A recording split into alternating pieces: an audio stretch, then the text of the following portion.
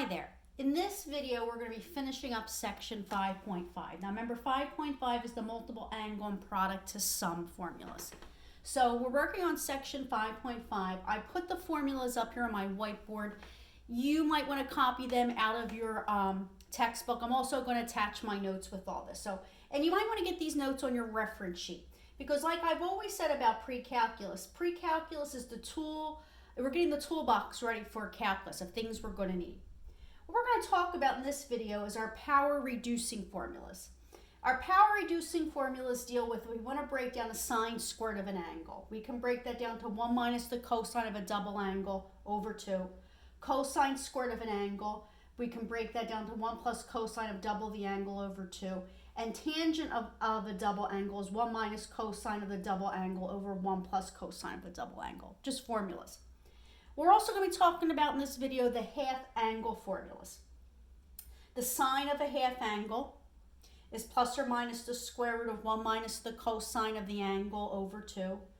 The cosine of half of an angle is plus or minus the square root of 1 plus the cosine of an angle over 2. The tangent of half of an angle, the formula will be 1 minus the cosine of the angle over the sine of the angle, or sine of the angle over 1 plus the cosine of the angle. Okay, and I have a little notation here. It says the sines of half angles and the cosines of half angles depends on which quadrant the half angle lies on. And we'll see that when I do an example problem. So I'm going to erase this right now, and I'm going to do two example problems with you right now using these formulas. Okay, so let's take a look at where we apply these formulas. So like I said, get them into your reference sheet so that we have all the formulas located in one area.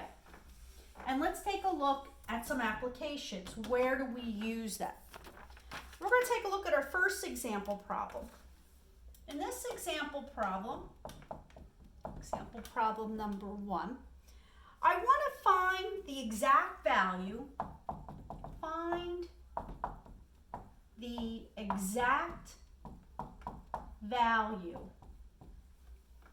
of the cosine of 105 degrees.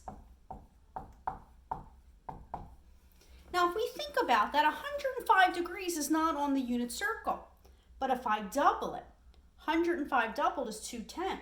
And 210 is on our unit circle. 210 is a quadrant 3 angle that has coordinates of negative radical 3 halves, negative 1 half. So I could use that to help me. So using the half angle formula for 105, what I can do is take 210 and cut it in half. So that would be plus or minus the square root of 1 plus the cosine, by double 105, that's 210, all over 2. So I'm going to use that formula to help me find out what the cosine of 105 is. Now, we have to remember one thing is 105 degrees, what quadrant is that in? 105 degrees is a quadrant 2 angle. And in quadrant 2, cosine is negative. So I know when I'm all done, my answer's got to be negative. Okay? 210, we said, is a quadrant 3 angle. And on our unit circle of 210, our coordinates are negative radical 3 halves, negative 1 half. Quadrant 3, both your x and your y coordinate are both negative. So we're going to use those coordinates to help us. So if we plug this in, this becomes plus or minus the square root of 1 plus the cosine of 210 is negative radical 3 over 2, all over 2. Well, we can see we have a complex fraction. And what we got to do now is simplify this. So this then just becomes a tedious problem. Plus or minus the square root. We can change 1 to 2 over 2. A positive and a negative, we know gives us a negative radical 3 halves. Everything, this whole thing is over 2. So let me just pull my radical down a little bit. It should be like that, okay? And if I simplify this, let me bring it up here so I can simplify it and you can see the work. This equals plus or minus the square root 2 over 2 minus radical 3 over 2. That gives us 2 minus radical 3 over 2. This says divided by 2, right? Over here it says divided by 2. Well, we know we don't divide fractions. You multiply by the reciprocal. Well, the reciprocal of 2 is 1/2. So we just multiply it by 1/2 here.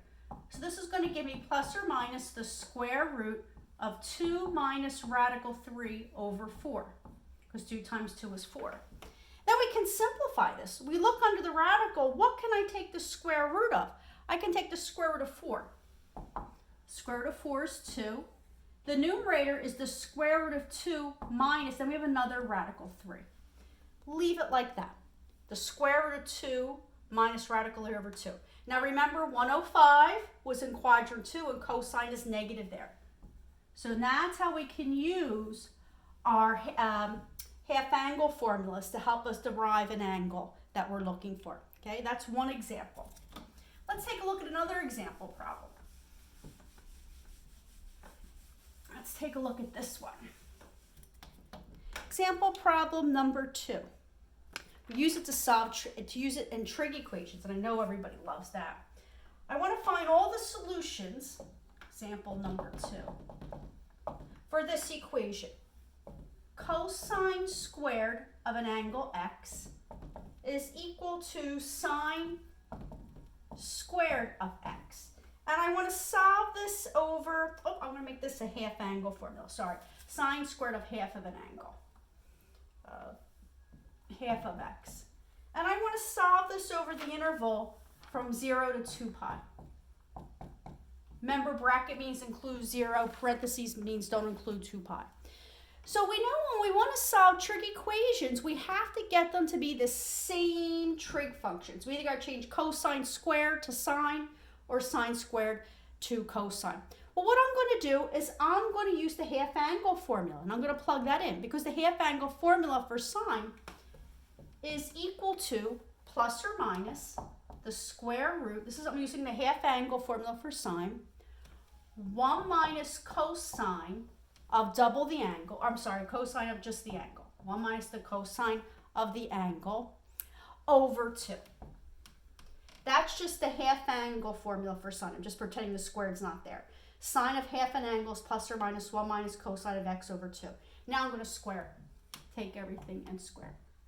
Keep the left-hand side the same, cosine squared x. Okay. What's nice about this is if we square a radical, we know any radical squared leaves you with what's underneath the radicand. And a positive squared is a positive, and a negative squared is a positive.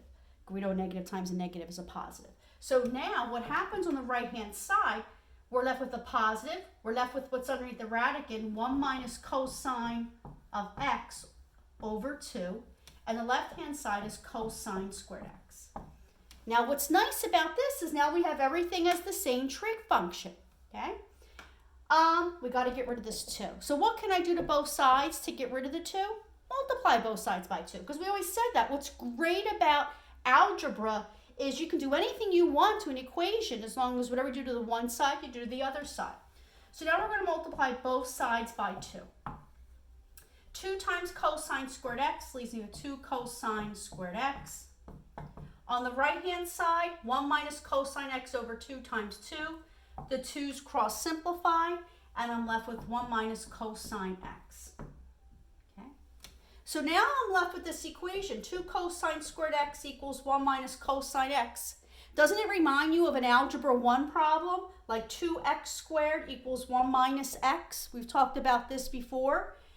And it's the same thing here, except now we just have a trig identity in here. So what we have to do is set it equal to 0. The term with the highest exponential value is positive. 2 cosine squared x is positive. So leave that on the left-hand side and bring everything on the right over to meet it. Remember when it crosses over the equal sign, we're going to do the opposite. So bring down 2 cosine squared x stays on the left-hand side. If I bring negative cosine x over to the left, it becomes positive cosine x. If I bring 1 over to the left, that becomes minus 1. So now I can set it equal to 0. Has 3 terms, so it's a trinomial. Now we just have to factor it. 2 cosine squared x plus cosine x minus 1.